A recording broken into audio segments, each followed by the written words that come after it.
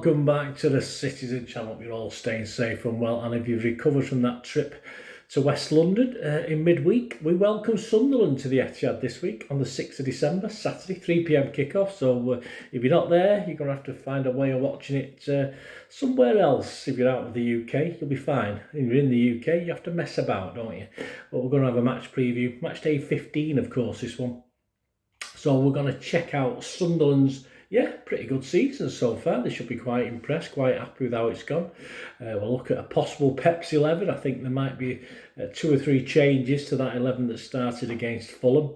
We'll check the bookies, and yes, are they running scared? Well, they're panicking just a little bit, but I don't know why. But you know what they're like. As soon as something happens, they start shortening and lengthening odds, don't they? Just to play safe. I think they should be. I think once you do an odd, they should keep it like that for a month. That'll be fun, won't it? And see what happens there. But that's never going to happen, is it? Anyway, we'll have Andy Morrison's predictions for this game against Sunderland, my own predictions as well. I'm recording this on Wednesday morning of the 3rd of December, so all the information is correct at that time. Actually, Sunderland play tonight, so playing Liverpool, so that'll be interesting. Would have been interesting to see how they got on, but I've got to get this done. I've got to get it out, so I'm recording it before then. Please, guys, before we carry on, if you can hit those like buttons, that'd be absolutely brilliant. Helps the algorithms, as does give me any hype points. If you've got any hype points to spare, guys, you can get so many a week, don't you, to spread around. If you can give me some hype points, that would be lovely and much appreciated. My thanks to everyone who's done that.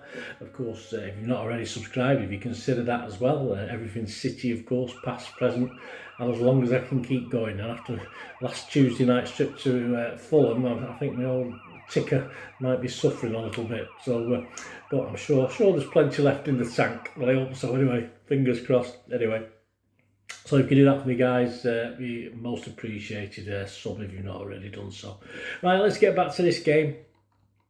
What we got with this one, we're going to check out Sunderland, of course. The meeting, as I said, with Liverpool at Anfield on Wednesday night is taking place after I've done this. But it'll be interesting to see how they get on. Liverpool sort of bounced back with a win at West Ham. We'll see how they go. But at home to Bournemouth in the game before this, they've shown the fighting spirit to come back from being 2-0 down to win 3-2, and probably deservedly so. But of course, that was at the Stadium of Light, where the form is much, much better. And that result left them 6th in the table. As I said, they might be a slightly different position now. On 22 points from 13 games. They've won 6, drawn 4 and lost 3. All their defeats have been away from the Stadium of Light, so that bodes well. And the last game on the travels was, yes, a 1-0 loss to Fulham. That must have been a boring game, wasn't it? Yes. A 1-0 loss to Fulham. No shame in that, though, because we saw what Fulham are quite capable of. The next 6 up for them, they've got Newcastle at home. That'll be lively. Brighton away. Leeds at home. Another lively one. City at home. Yeah, even more lively. Spurs away and Brentford away. So some interesting games. And if we have to go back through history, the last time we played in the Premier League at the Etihad was 2016. We won 2-1. Previous to that, we won 4-1, 3-2, 2-2, 3-0, and we drew 3-3 back in 2012. So 4 wins and 2 draws. So they're quite capable of nicking something. So my little conclusions on that is that, of course, Sunderland, I think, will be more than happy with the top half finish. We'll check the odds on that in a bit. And their home form, I think, will be key to that, as ever, as any of these promoted teams. If they can win the home games, they've got a good chance to pick a few points up away from home. But surely they're not going to pick up anything at our place. I do remember that 3-3, because I think it was a season where we thought that's it, we've lost the league title. But of course, then we managed to claw back the points, didn't we, if I remember? I'm sure it was that 3-3 anyway. So anyway, yeah, surely they're not going to nick anything at our place, are they? Although our defence plays it like it did at Fulham, who knows? Anyway, it brings us on to City. The squad against Fulham, of course, starting 11 was identical. No changes to the previous game. So Donnarumma, Nunes, Diaz, Audiio, O'Reilly, Gonzalez, Bernardo, Reinders, Foden, Doku and Haaland. On the bench, Trafford, Stones, Aki, Marmoush, Cherki, Norris, Savi, Kusanov and Lewis. I doubt very much that Pep will leave this unchanged. I know, of course, I do remember Haaland got a bit of a kick, didn't he, in the first half, so hopefully we'll be all right to play in this. And of course, we've got a trip to Real Madrid, haven't we, the following week, and it's been to see how Pep approaches that. I mean, we should be able to go in that and and field a team that doesn't mind losing, but he's obviously changed the dynamics of that one with the Leverkusen game. But I'm sure he'll have one eye on Madrid as well, and hopefully Haaland will be fine. As I said, I'm recording this a day after. We've not been informed of any injuries as yet to any of the City players. But I think who could do the rest? Or in the old days, you'd probably say who's he going to drop, but we say he's going to give a rest to now, don't we? I think Bernardo probably could get a rest for this one. Why not O'Reilly? Some people thought he had a good game. I didn't particularly think he did, but of course you've got Nori champing at the bit, haven't you? So that could be interesting. And I always think Gvardiol needs a rest. And I say a lot of crappy stuff yesterday, although he did save us, of course, near the end. So I think there could be 3 changes to this, and Bernardo, O'Reilly and Gvardiol are the obvious ones for me to come out, and the obvious ones to come in to replace them would be Cherky, Nori and John Stones. Yeah, I just don't think he wants to play Kusanov. I don't know, he's just worried about Kusanov. We want him to play as fans. We like Kusanov, don't we? But I think that sending off when he was on international duties probably worried Pep again. So I think Pep and Kusanov have a very interesting relationship, in fairness. So that's all I can see at the moment. 3 changes.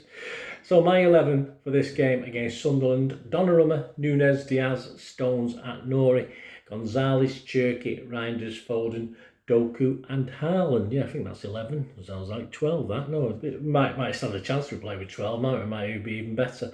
But there you go. That's my 11. Let me know what you think, guys. Whether you think who needs a rest, who needs to be brought in. I mean, as I say, still no time for Marmoush, of course, who's getting no time at all. And of course, most people are not overly bothered that Savvy doesn't start, are they? And Mr. Rico Lewis, who I thought might have done a job as a sub against Fulham, to be honest with you, but never got the opportunity. So it's interesting, isn't it? But as I said, we've got a trip to Real Madrid. I think we'll see a much changed team for that one, and I think we'll not throw it, but I think Pep won't mind taking the hit on that one and going full pelt for the last 2 games, which we'll need to do to try and get that getting that top seeded place, because it will be a struggle then, won't it? Right, predictions for this game. Andy Morrison: Sunderland have been nothing short of superb, he said, since winning promotion. They were probably everyone's tip to get relegated, but they've spent most of the time in the top 6. The Africa Cup of Nations is going to rob them of a lot of players, but that won't come into play in this game, though it will for the return. Yeah, we play them on New Year's Day, don't we? Such a quick turnaround. But I do think they will struggle to sustain the levels they've set, though they will have a go. I can only see a City win. Well, I agree with you, Andy. Andy's going for 3-1 for City, which is 10-1, which I wanted to agree with him. I don't like agreeing with Andy. I mean, it's a safe bet, 3-1, isn't it? So I'll go 2-0. I'll predict after old Donna let 4 in the other day. He'll try and keep a clean sheet this time. So I'm going to go 2-0. Andy's prediction 3-1, by the way. You can get 10-1 around about that price at the bookies. Shop around, it might get a little bit better. And as far as City winning 2-0, which is my prediction, you can get 11-2 on that. And as ever with the gambling guys, be gamble aware, and think when the fun stop and all that. And if you are in trouble, please seek help out as well. Other popular scorelines: a 3-0 City win is 7-1, a 1-0 City win is 15-2, a 2-1 City win is 8-1, a 2-1 Sunderland win is the first time you can get a Sunderland victory, and that's 28-1. So Sunderland fans, there you go, fill your boots. And the odds themselves: Premier League winners Arsenal have moved out a little bit. So they were 4-9 on, they've now gone to 4-7, and that's because City have moved in. They've moved in from 10-3 into 11-4. So of course, having that victory over Fulham has sent all the bookies scurrying. Yes, those 5 goals we scored, they've ignored the 4 we let in, but there you go. We'll not worry about that. And of course, next best after that is Chelsea, but they're 14-1. So as far as the bookies are concerned, it's just a 2-horse race at the moment, and one horse has got a slight advantage. So he's got a 2-length advantage, hasn't he, with a long way to go. Sunderland top 10 finish, interesting. Yeah, I mean, as I say, they're in the top 10 easily at the moment. And if they keep up the form they've shown at the Stadium of Light and pick up the odd points, as I said, away from home, we get 29-10, so almost 3-1 for Sunderland to finish in the top 10. So again, Sunderland fans, you might be interested in that. As far as the match odds are concerned, yeah, not really bettable as far as City. 1-4 on for a City win. But as ever, A draw and a Sunderland victory, well worth ducking if you're a Sunderland fan or a City fan who likes to sort of try and earn or take a chance and earn a few quid if things go wrong. A draw is 5-1 and a Sunderland win is 11-1. So yeah, so plenty of money if you dutch it. So you Sunderland fans, you can fill your boots with that one. There you go, guys. Hope you enjoyed this. Let us know if you're having a flutter. Let us know if you're having a go on that one. Be great to hear your information and your thoughts on this little preview and your teams, etc. And Sunderland fans, what do you think as well? Let me know. Be great to hear your views as well. Please, guys, if you can just spare us another minute or two. There are ways of supporting the channel, as I already mentioned at the start, but of course I do get offers of sponsorship, but I'm a bit fussy. I like it to be a bit connected with what we do and as a club city. But so if any interest in sponsoring the channel in that way, or if you just want to get a shout out, or you've got a charity that wants a shout out for, just let me know.